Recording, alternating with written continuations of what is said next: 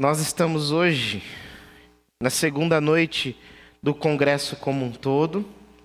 E eu quero convidar vocês ao texto de João, capítulo 17.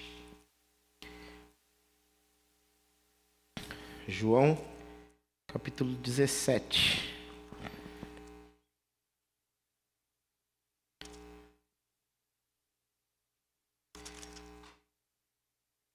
Nós leremos a partir do verso 20 até o verso 24. Esse texto é um dos textos que eu mais gosto na Bíblia Sagrada, porque é um texto que a Bíblia diz que Jesus Cristo orou por mim. É um texto que diz que Jesus Cristo orou por você. E quando eu leio esse texto, eu consigo imaginar Jesus pensando em mim. E Jesus pensando em você. E mais do que uma oração por mim e por você, é uma das últimas orações que Jesus Cristo faz na Bíblia. Imagina o seguinte: você pode fazer uma última oração por alguém que você ama muito. Essa oração seria sobre uma questão secundária ou seria sobre o suprassumo da existência? Sobre o principal assunto que você pensa e deseja orar pela vida dela? Você ia orar para: Senhor, abençoe muito meu filho, porque ele é corintiano, o Corinthians está meio mal. Meu pai orando por mim, né? Ou será que você oraria assim: Senhor, abençoe minha filha, que ela ande no poder do teu amor. Senhor, cuide do coração do meu filho, porque eu desejo que ele seja marido de uma serva do Senhor. Eu desejo que os meus netos cresçam no seu caminho. Qual seria o assunto dessa oração? Será que seria um assunto supérfluo ou um dos mais importantes? E aqui Jesus Cristo, ele orou por nós, uma última vez, ele orou por você. E ele orou por um assunto que, penso eu, ser um dos assuntos mais importantes de toda a Bíblia Sagrada. João capítulo 17, verso 20. O nosso tema de hoje é a reconciliação dos relacionamentos uns com os outros. A reconciliação dos relacionamentos uns com os outros. Minha oração não é apenas por eles, pelos seus discípulos daquele momento. Rogo também por aqueles que crerão em mim, por meio da mensagem deles, para que todos sejam um, Pai, como tu está em mim e eu em ti, que eles também estejam uns nos outros. Ou melhor, que eles também estejam em nós, para que o mundo creia que tu me enviaste. Dei-lhes a glória que me deste, para que eles sejam um, assim como nós somos um. Eu neles e tu em mim, que eles sejam levados à plena unidade, para que o mundo saiba que tu me enviaste e os amaste, como igualmente me amaste. Pai, quero que os que me deste sejam um e estejam comigo, onde eu estou, e vejam a minha glória, a glória que me deste, porque me amaste antes da criação do mundo. Vamos orar?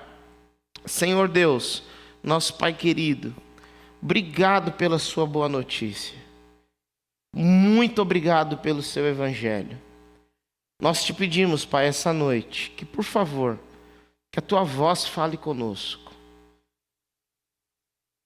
Que as palavras do seu Filho, Jesus, que as palavras dessa oração, elas encontrem lugar no nosso coração, nessa nossa experiência comunitária. Em nome de Jesus, entregamos esse tempo ao Senhor e pedimos que o Senhor faça uma boa obra em nós. Amém. Amém.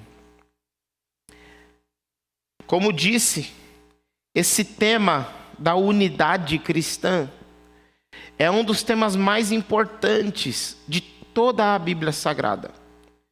Ele é um tema que rodeia desde as primeiras páginas, como nós aprendemos ontem. O Adão, quando ele olha para Eva, ele diz: esta sim é osso dos meus ossos, é carne da minha carne. Ela sim é uma igual a mim, ela sim é uma extensão de mim. O próprio Deus diz que fez homem e mulher e os chamou por um único nome, Adão. Ou seja, duas pessoas, mas um único ser. E esse ser se chamava Adão, ou humanidade, humana, unidade. Então, desde as primeiras páginas da Bíblia, nós temos essa ideia da unidade relacional entre as pessoas. Mas como aprendemos ontem, isso se quebra após a queda humana, e então Deus faz um caminho de buscar o ser humano após a queda nessa perdição, e trazê-lo novamente à unidade. E dentre as unidades, dentre as reconciliações, também a reconciliação das pessoas umas com as outras, ou a reconciliação daquilo que nós chamamos de próximos. Uma das reconciliações principais de Jesus é a tentativa de que nós finalmente paremos de nos olhar como o outro e como a outra e passemos a nos olhar como o próximo e a próxima, o igual e a igual. E por isso que ontem eu disse também que nós nascemos para, sendo muitos, sermos um só. Nós nascemos para sendo muitos, sermos um só. O Paul Tillich, que é um teólogo antigo, ele disse o seguinte, que o amor, essencialmente, quando você vai no mais fundo da palavra amor, ele não significa outra coisa senão união ou reunião. Em que sentido? O amor é a união daquilo que outrora estava separado. No caso do Evangelho, o amor é a reunião daquilo que outrora estava separado. Por que reunião? Porque um dia foi junto, se separou e agora vai se unir de novo. Reunião. O amor é esse caminho de busca pela unidade.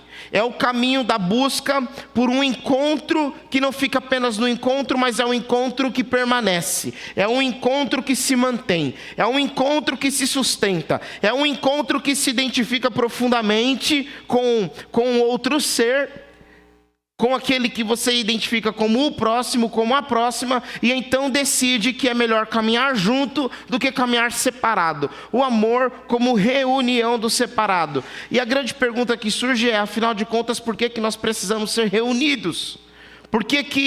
O que aconteceu na história, o que nos mudou tão profundamente que nós precisamos ser reunidos?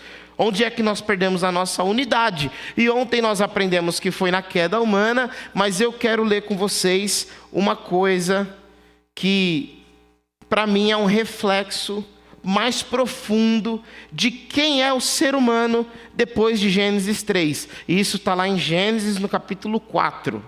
É a história bastante conhecida de Caim e Abel. Gênesis, o capítulo 4, se você quiser ler comigo. Eu vou ler a partir do verso 1. Gênesis capítulo 4. Adão teve relações com Eva, sua mulher, e ela engravidou e deu à luz a Caim. E disse ela, com auxílio do Senhor tive um filho homem. Voltou a dar à luz, e desta vez a Abel, irmão dele. Abel tornou-se pastor de ovelhas e Caim, agricultor. Passado algum tempo, Caim trouxe do fruto da terra uma oferta ao Senhor. Abel, por sua vez, trouxe as partes gordas das primeiras crias do rebanho. O Senhor aceitou com agrado Abel e sua oferta, mas não aceitou Caim e sua oferta. Por isso, Caim se enfureceu e o seu rosto se transtornou. O Senhor disse a Caim, por que está furioso? Por que se transtornou o seu rosto? Se você fizer o bem, não será aceito, mas se não o fizer, saiba que o pecado ameaça a porta. Ele deseja conquistá-lo, mas você deve dominá-lo. Disse, porém, Caim a seu irmão Abel, vamos para o campo? Quando estavam lá, Caim atacou seu irmão Abel e o matou. Então o Senhor perguntou a Caim, onde está o seu irmão Abel? Respondeu ele, não sei, sou eu o responsável do meu irmão? Disse o Senhor, o que foi que você fez? Escute, da terra o sangue do seu irmão está clamando. Agora amaldiçoado é você pela terra, que abriu a boca para receber da sua mão o sangue do seu irmão. Quando você cultivar a terra, esta não lhe dará mais da sua força. Você será um fugitivo errante pelo mundo. Disse Caim ao Senhor: o meu castigo é maior do que posso suportar. Hoje me expulsa dessa terra e terei de me esconder da tua face. Serei um fugitivo errante pelo mundo, e qualquer um que me encontrar me matará. Olha esse dilema das Escrituras. Estes são os primeiros seres humanos existentes a partir da queda de Adão. O primeiro ser humano que existe depois da queda de Adão é um mocinho adorável que assassina o seu irmão. A narrativa está tentando nos mostrar uma coisa. O ser humano que nasceu Adão, que foi criado Adão, ele se torna aquilo que o Caim representa. Ele se torna aquilo que o Caim é. E quem é o Caim? O Caim é um sujeito que entrega a Deus uma adoração, que entrega a Deus um sacrifício. E ele olha para o lado e vê que o seu irmão também entrega a Deus uma adoração, o seu irmão também entrega a Deus um sacrifício. E o texto não diz que Deus aceita o sacrifício de um e rejeita o sacrifício de outro. O texto diz que Deus aceita Abel e o seu sacrifício. E Deus rejeita Caim e o seu sacrifício. Na cabeça de Caim, olha só, imaginem. Na cabeça de Caim existe um problema. Por que é que Deus aceita o sacrifício do meu irmão? Eu, meu irmão, e não me aceita? Por que é que o meu irmão é o queridinho de Deus? Por que é que o meu irmão alcança e eu não alcanço? Por que é que o meu irmão chega lá e eu não chego lá? E ele entende que ele tem uma inimizade, uma concorrência, uma competição com o seu irmão. E aquela dor, aquela angústia, aquela raiva que ele está sentindo, tem um objeto. E quem é o objeto? O seu irmão Abel. Que está na dele, só oferecer o sacrifício. Deus percebe isso.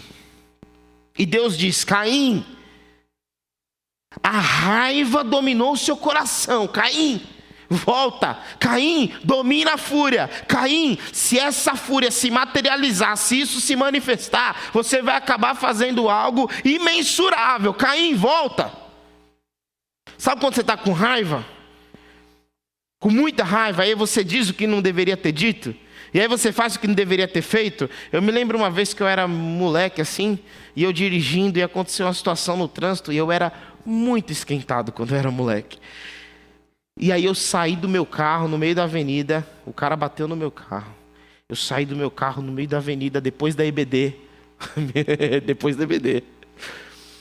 Eu fui até o carro do sujeito, porque ele bateu no meu carro porque ele estava brincando com a namorada lá.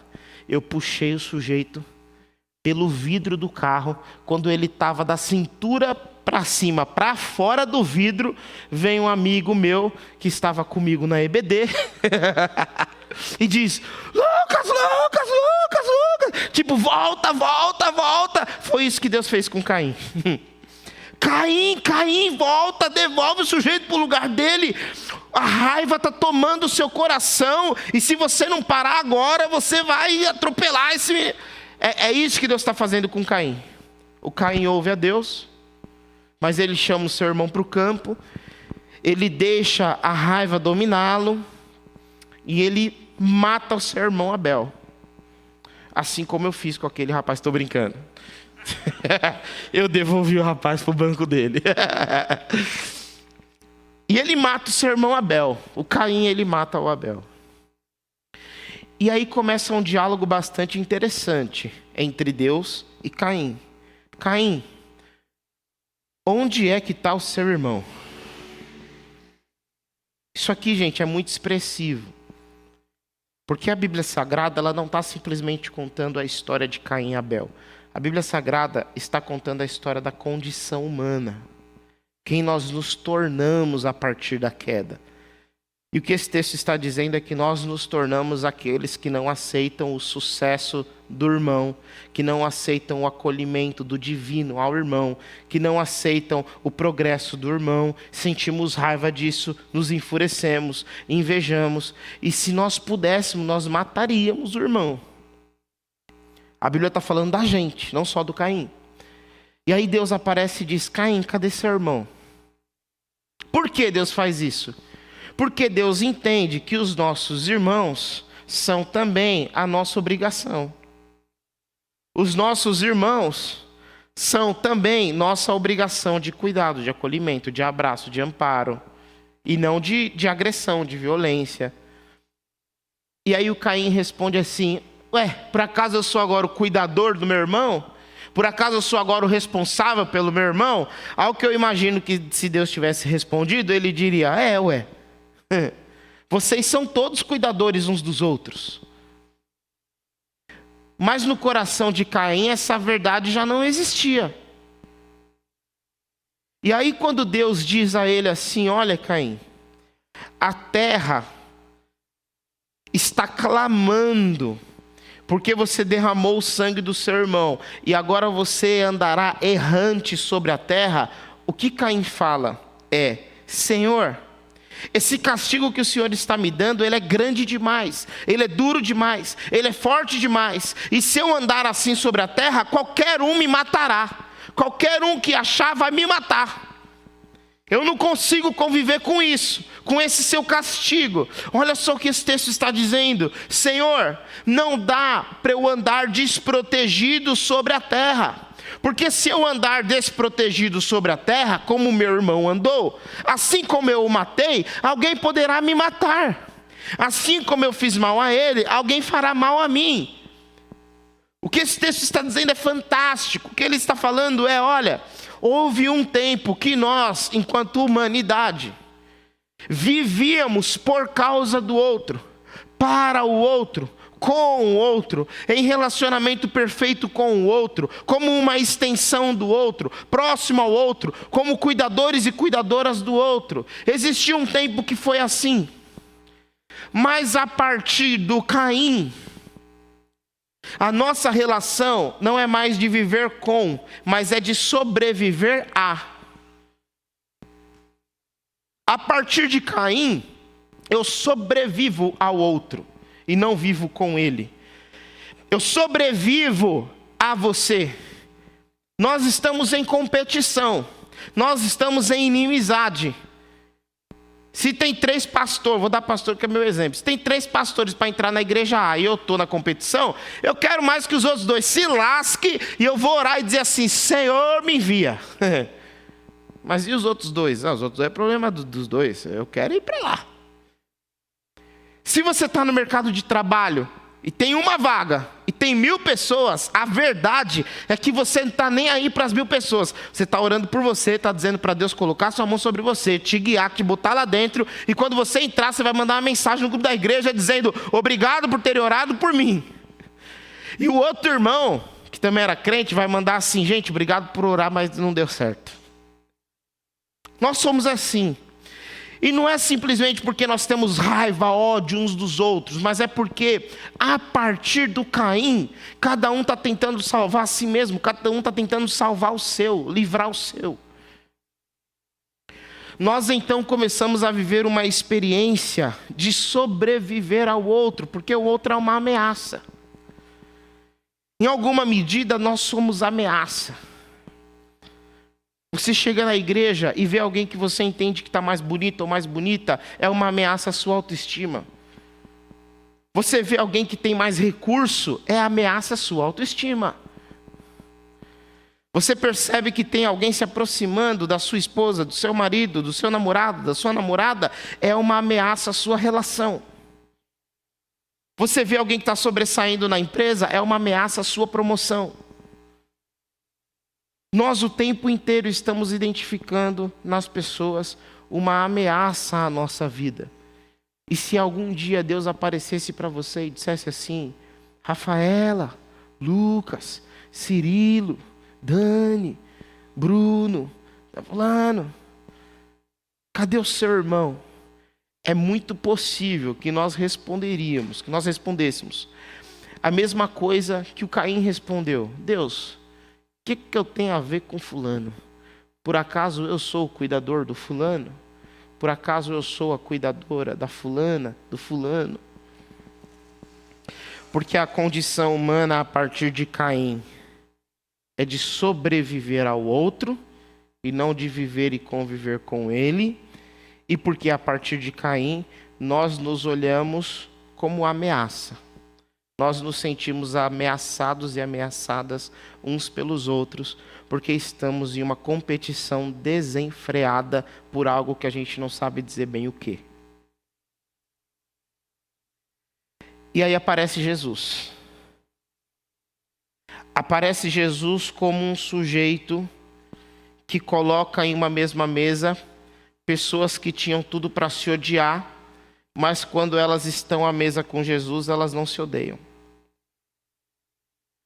Aparece Jesus e convida para andar com ele um publicano. Quem era o publicano? Era um sujeito que era um cobrador de impostos, ele era um vendido para Roma. A Roma, ela dominava o povo judeu, e dentre o povo judeu, alguém levantava a mão e dizia: eu não quero viver igual esse povo que fica com fome, pobre, não. Eu quero livrar a minha cara. Tem como? Claro que tem. Vem cá que você vai ser um publicano, vai ter um salário de Roma e você vai ter liberdade para cobrar impostos. Aí esse publicano, ele ia lá, ele cobrava impostos, e além de cobrar os impostos normais, ele colocava uma taxinha extra lá dentro, que era o a mais do publicano. Pensa como o povo judeu gostava desse cara. Esse era o publicano. E tinha um outro grupo de judeus chamado de zelotes. Os zelotes era o cidadão de bem. Ele era um religioso, ele era piedoso, ele seguia a lei, ele era um judeu convicto, e ele tinha uma raiva tão grande de quem não era, que ele botava uma faca debaixo da cintura e dizia: se eu achar um sujeito que me enoja, que embrulha o meu estômago, porque é um vendido, eu mato. Sabe quem era a galera que os zelotes mais gostavam de matar? Publicano. Aí Jesus Cristo chama para ser discípulo dele Mateus, o publicano, e Simão, o zelote. E aí o Mateus e o publicano sentam na mesa, o Simão, o zelote, senta à mesa, e os dois ceiam juntos e celebram juntos o corpo e o sangue de Cristo. Jesus faz isso. Só Jesus faz isso. Jesus coloca na mesa duas pessoas que são adversárias, que são outros, um para o outro, e faz esses dois não apenas se relacionarem como próximos, mas faz também esses dois lutarem por um mesmo reino, lutarem por uma mesma verdade, irem por um mesmo caminho, terem esperança em um mesmo destino. Isso é algo que só Jesus pode fazer. Só Jesus. E aí, um dia, Jesus Cristo, depois de orar por esses discípulos, Jesus Cristo, sabendo de todas essas coisas, ele ora por mim. Um dia, Jesus Cristo, depois de saber de todas essas coisas, ora por você. Ele pensa em você, ele ora por você. E quando ora por mim e por você, ele diz isso: Senhor, eu oro para que eles sejam um, como tu está em mim e eu em ti, que eles também estejam em nós, para que o mundo creia que tu me enviastes. Como é que o Pai está no Filho e o Filho está no Pai? Esse é um dos grandes desafios da teologia cristã, que é: a Bíblia Sagrada afirma, Deus é um. Aí aparece Jesus dizendo, eu sou Deus. Aí vem o Espírito e diz, eu sou Deus. Não, mas Deus é um. Ou seja, a gente forma a teologia da Trindade. O Pai é Deus, o Filho é Deus, o Espírito é Deus, mas o Pai não é o Filho não é o Pai, o Espírito não é o Pai, mas eles são Deus e eles são uma unidade plural. Falei ao contrário, né? Eu falei unidade plural. Na verdade é unidade plural. Eles são uma unidade plural. E aí Jesus Cristo está dizendo assim: Pai, assim como nós somos pessoas diferentes, mas nós estamos um no outro, como um só ser, que eles consigam também ter essa relação. E como é que isso acontece? E aí eu quero ensinar para vocês duas coisas da história da teologia que podem nos ajudar a entender como nós podemos ser um, como Jesus, o Pai e o Espírito são um. Primeira coisa, o Santo Agostinho, ele vai dizer que a Trindade pode ser una, porque ela tem a mesma substância. O que isso significa? Com todo respeito a Deus, o que o Agostinho está dizendo é que Pai, Filho e Espírito são feitos, entre muitas aspas, da mesma coisa. Mesma coisa, mesma substância, mantém e tem o mesmo material genético. A ideia de que nenhum dos três é diferente em composição, em essência. Ou seja, a unidade da Trindade se mantém em ter a mesma substância.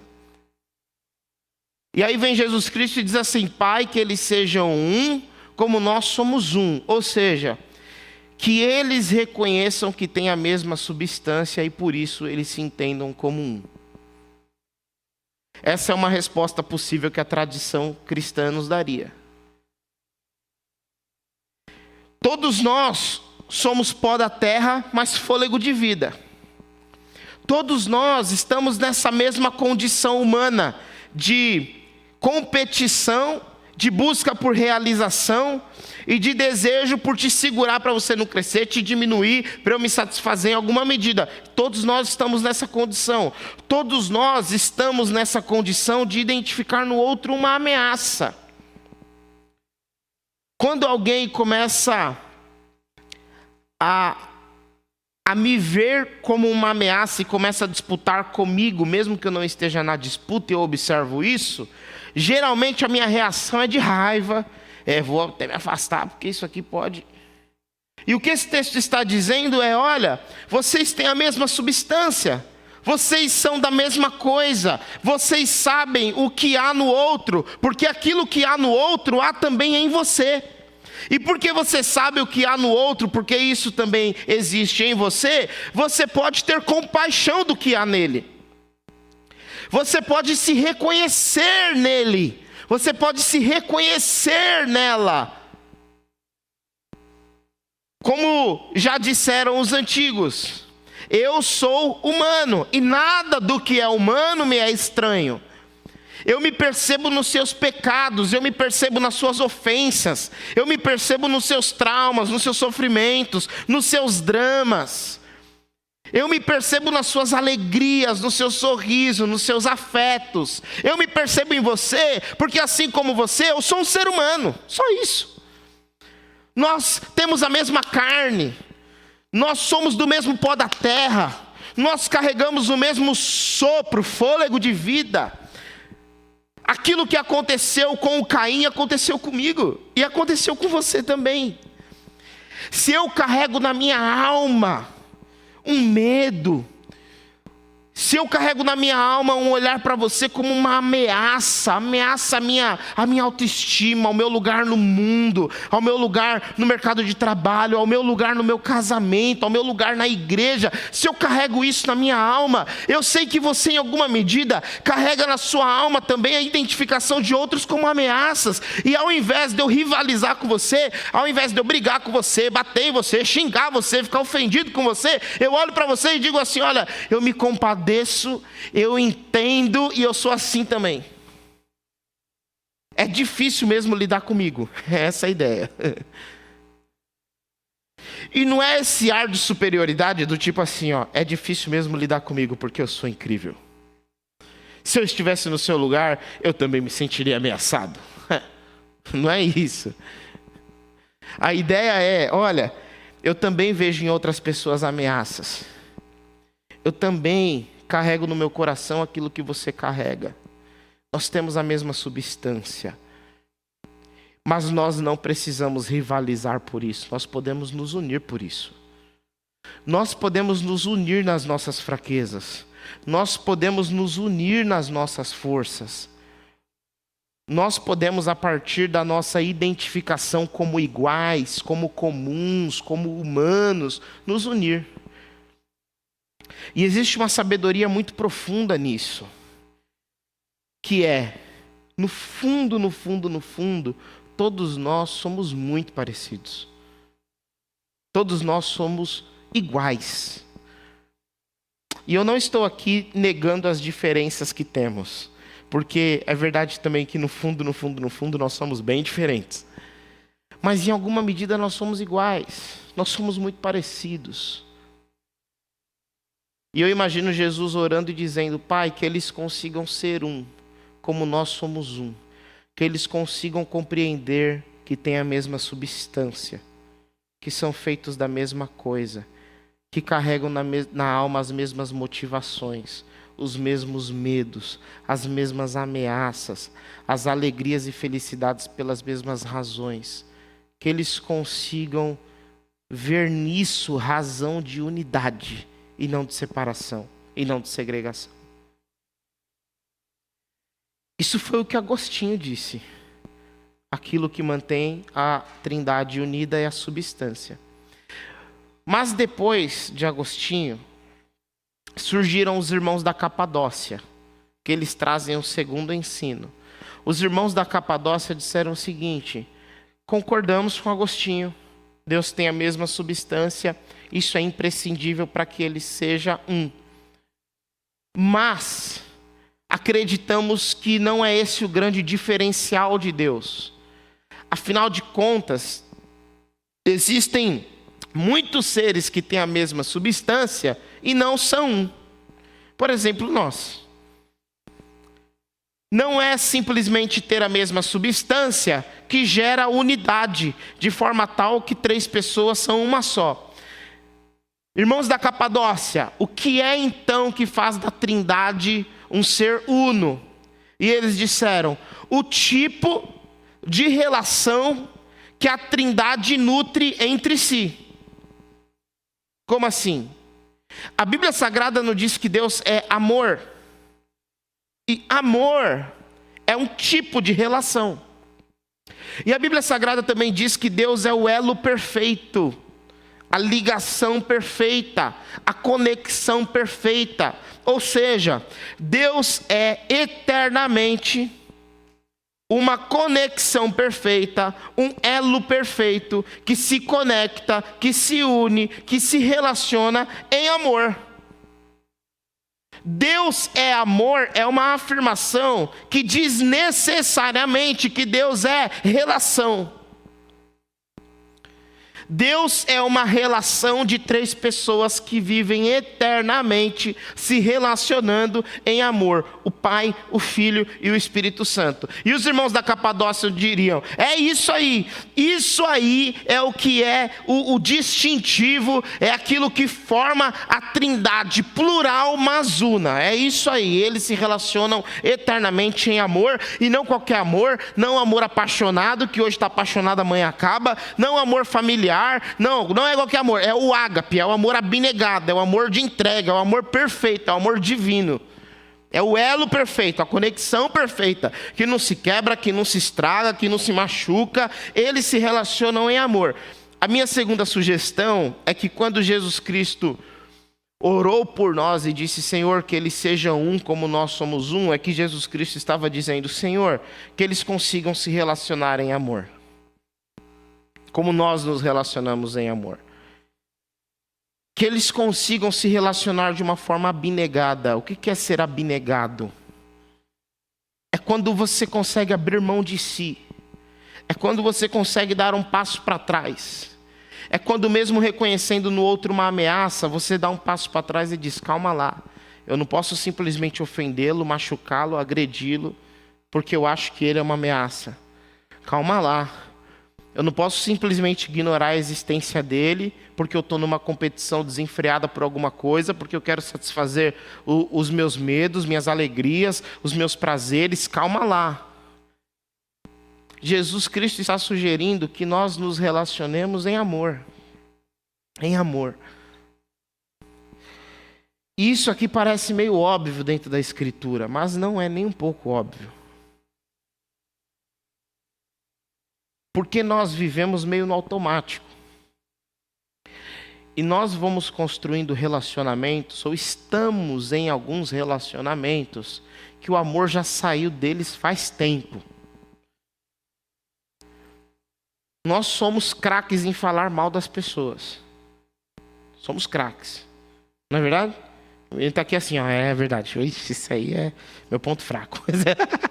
Fala Deus. Nós somos craques em falar mal das pessoas. A gente faz isso com naturalidade. Como se não estivesse fazendo nada de errado. Nós somos craques em guardar mágoas profundas.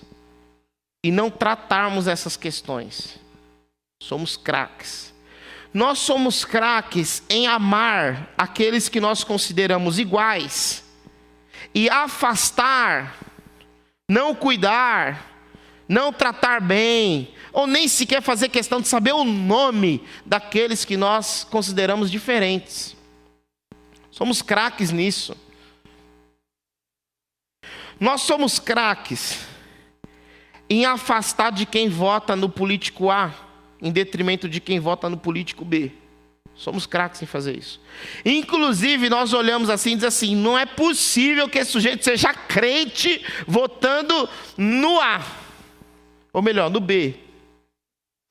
Não é possível que esse seja crente votando no L. Não é possível que o sujeito seja de Deus e consegue...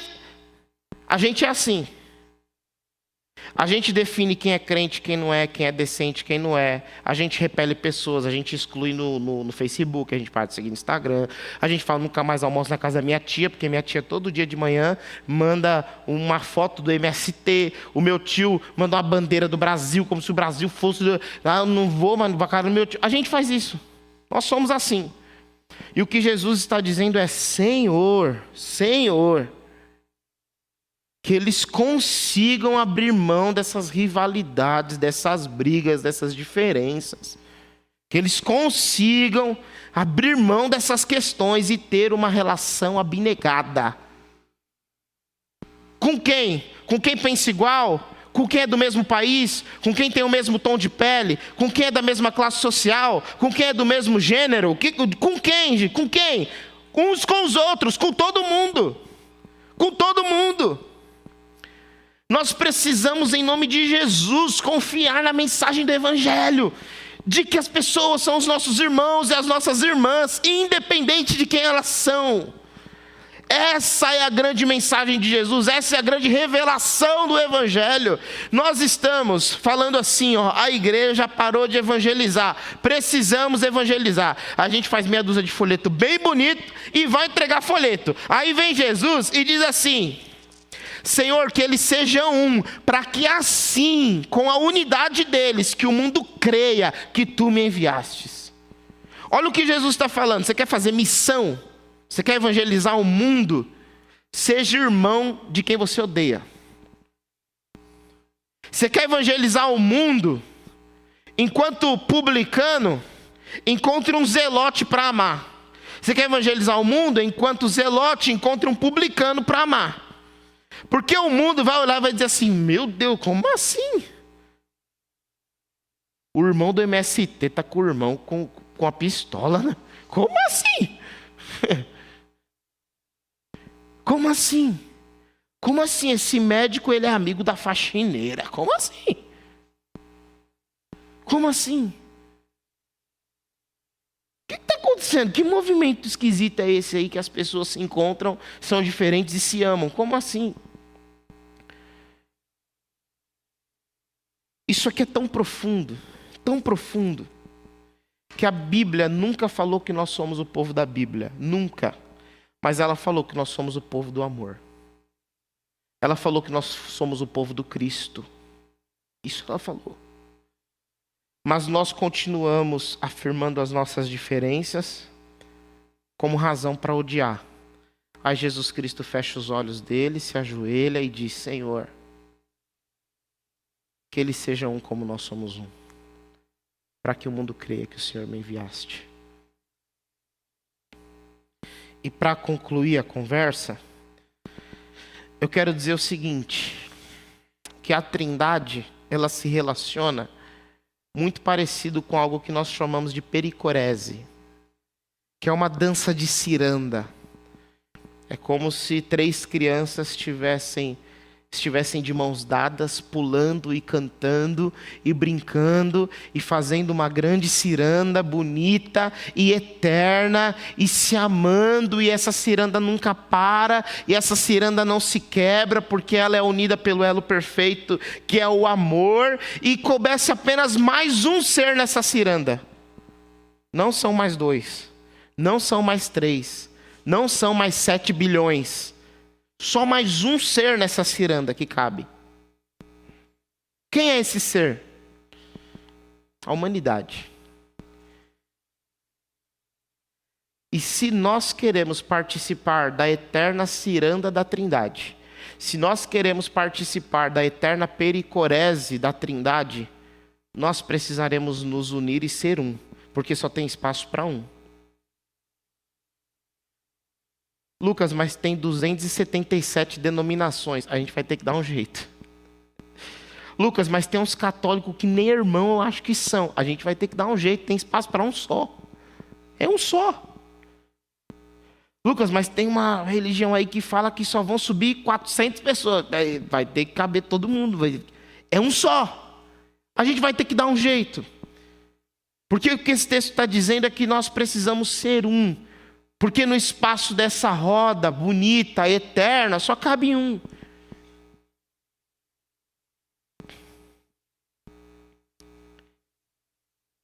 Verso 22, palavras de Jesus. Dei-lhes a glória que me deste, para que eles sejam um, como nós somos um. Eu neles, tu em mim, que eles sejam levados à plena unidade, para que o mundo saiba que tu me enviaste e os amaste, como igualmente me amaste. Só é possível ser um, se o amor de Deus que está em você, alcançando você, alcançar o outro. Só é possível ser um, se o amor de Deus que está em você alcançar o outro. Eu fui muito tocado por alguns textos que eu li recentemente do Martin Luther King. Para quem não sabe, inclusive, a Companhia de Teatro Jeová Nissi acabou de lançar o musical do Martin Luther King. Eu não estou sendo pago por isso, mas vá lá assistir, vale a pena. O musical do Martin Luther King. Um homem negro, pastor batista, na luta pelos direitos humanos, decidiu lutar pela libertação dos negros nos Estados Unidos, contra o racismo nos Estados Unidos. Sabe qual era o grande diferencial do Martin Luther King? Ele decidiu fazer isso sem nenhum ato de violência. Ele decidiu lutar contra o racismo sem nenhum ato de violência. Essa história sempre me intrigou, mas como eu ia assistir o musical, e minha esposa que está aqui, já apresento para vocês, estuda lá na escola, eu comecei a ler algumas coisas dele, ver documentários, ler uns negócios, tal, não sei o quê. E eu cheguei num livro dele que tem 14 pregações dele sobre o amor. E uma das pregações em especial mexeu muito comigo, que foi uma pregação que o Martin Luther King disse assim, que quando Jesus Cristo estava na cruz, ele olhou para aquelas pessoas e disse: Senhor, Deus meu, perdoe-as, pois elas não sabem o que fazem. Perdoe-as, pois elas não sabem o que fazem. E aí o Luther King ensinou o seguinte: uma das razões que as pessoas nos violentam é porque elas não têm consciência de que elas fazem isso por um vazio que elas carregam que não tem nada a ver com a gente. por coisas que elas carregam e não tem nada a ver com a gente. Elas são ignorantes sobre a própria condição. E ainda quando não são ignorantes sobre a própria condição, violentam, têm raiva, machucam, porque não têm consciência do eterno. Por isso, toda violência acontece em um estado de ignorância. Por isso, precisamos perdoar os violentos por serem ignorantes. E a partir do perdão, amá-los. Porque não existe um outro jeito de desarmar um inimigo do que tornando ele um amigo. Palavras do Dr. Martin Luther King. Extraordinário. Extraordinário. Jesus Cristo na cruz está dizendo: Senhor, perdoe a violência, que é raiz da ignorância, e está tornando amigos aqueles que o mataram, que o assassinaram, que o estão olhando para ele com olhar de ódio, que estão dando risada dele, cuspindo na sua face. E o Martin Luther King diz assim: é isso aí que a gente tem que fazer. Porque nós não somos aqueles, ou melhor, nós não somos do time daquele que desce da cruz, pega a madeira e vai batendo em todo mundo, e que diz: vem raio do céu, cai um raio na cabeça de cada um, mata todo mundo. Nós não somos do time desse, nós somos do time daquele que morre crucificado, pedindo perdão dos céus e fazendo um sacrifício por amor àqueles que nos violentam. É desse time aí que nós somos. Não existe movimento de amor mais profundo do que perdoar o seu inimigo e fazer dele um amigo. E que em nome de Jesus, nós consigamos alcançar essa plena unidade, compreendendo que nós somos iguais e compreendendo que nós devemos nos amar apesar das nossas diferenças, porque existe lugar para um só ser dentro da pericorese. E todos nós precisamos ser um para entrar nesse lugar. Em nome de Jesus. Amém. Amém.